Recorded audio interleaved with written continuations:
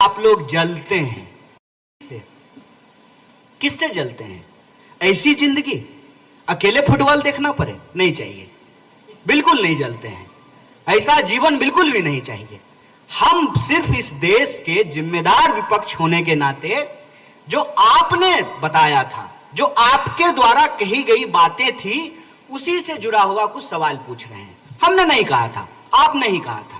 आपने कहा था कि 100 स्मार्ट सिटी बनाएंगे, आपने कहा था 100 दिन में काला धन लेके आएंगे, आपने कहा था कि हर साल 2 करोड़ नौकरी देंगे, तो 18 करोड़ नौकरी होना चाहिए 9 साल में।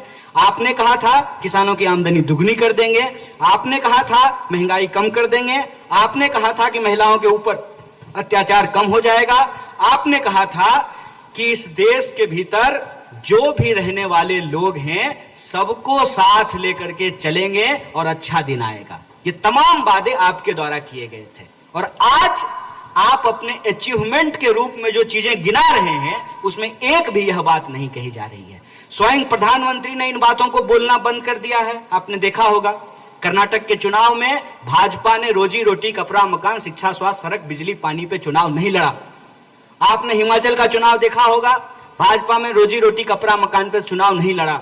और आज आप कहीं भी बीजेपी के लोगों से बात करके देख लीजिए, आप जो ही रोजी रोटी की बात करेंगे, जो ही आप रोजगार की बात करेंगे, जो ही आप महंगाई की बात करेंगे, तो जानते हैं क्या कहेंगे?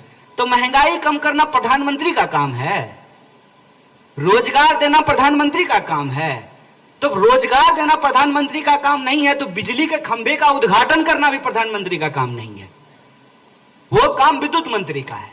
रेल का उद्घाटन करना रेल मंत्री का काम है, विदेश जाना विदेश मंत्री का काम है, वित्त पे कानून बनाना वित्त मंत्री का काम है, और कानून पे, व्यवस्था पे बात करना कानून मंत्री का काम है।